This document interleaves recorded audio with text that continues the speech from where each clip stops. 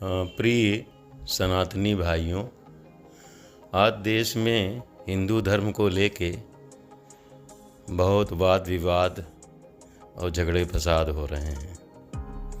हमारे देश के संत महात्मा और कथावाचक और भी संभ्रांत व्यक्ति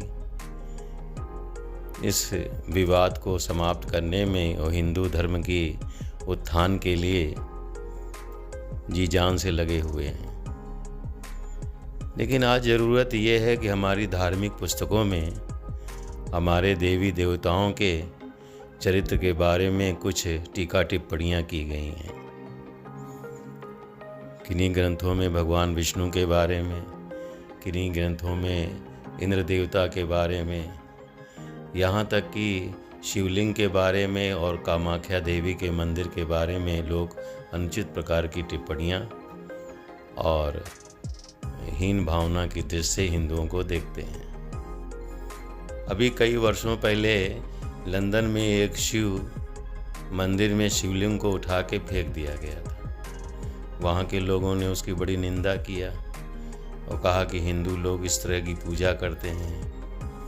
वास्तव में शिवलिंग के बारे में कोई जानता नहीं है और न कामाख्या देवी के मंदिर के बारे में किसी को सही तथ्य पता है।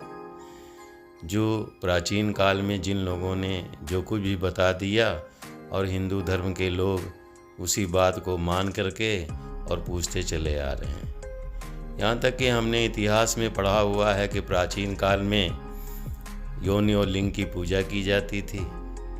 कुछ संप्रदाय के लोग इसे बढ़ चढ़ के मंदिरों में स्थापित करके और उनकी पूजा किया करते थे। अपने वंशजों को भी बताते थे कि ये हमारे देवी देवता हैं। वास्तव में उस समय हमारा समाज सभ्य नहीं था और ना ही किसी को इन वेद शास्त्रों का ज्ञान था। हमारे वेद पुराण के लिखने वाले भी कभी कभी जो बात लिखते हैं वो वास्तव में उनकी लिखी हुई बात नहीं होती है। जैसा कि वेद व्यास ने शिवलिंग के बारे में जो कुछ भी लिखा है वो वास्तव में महिष वेद व्यास का लिखा हुआ नहीं है। वेद व्यास तो स्वयं भगवान के स्वरूप थे, ब्रह्मा जी के पुत्र थे। वो भला ऐसी अनुचित बात क्यों लिखेंगे?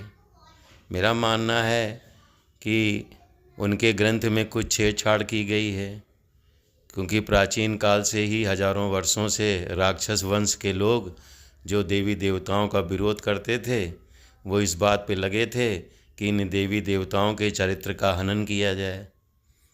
और वो जब समय आता था तो हमारी धार्मिक पुस्तकों के साथ उनके जो आचार होते थे, जो देवी देवताओं की शिक्षाओं के विरुद्ध बोलते थे और कार्य करते थे, वो उनमें छेड़खानियाँ किया करते थे।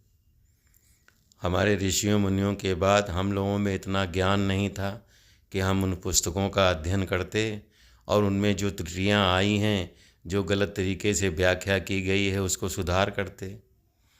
परंतु आज ये सब करने की ज़रूरत आ पड़ी है, क्योंकि हमारी जो आधुनिक पीढ़ियाँ हैं उनको जो हमने भगवान के चरित्रों के बारे में बताते हैं तो उसका वो मजाक उड़ाने लगते हैं कि हमारे देवी देवता स्वयं इस प्रकार के थे।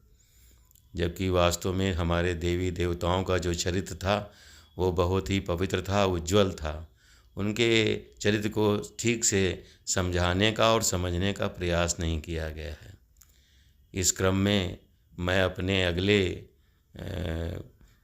एपिसोड में या अपने अगले अंक में आपको सही तथ्य क्या है शिवलिंग के बारे में, कामाख्या देवी के बारे में और अनेक धार्मिक ग्रंथों के बारे में जो अनुचित चारित्रिक विवरण किया गया है, उसमें मैं अपने हिसाब से आपको कुछ सुझाव देता हूँ सुधार करने के लिए।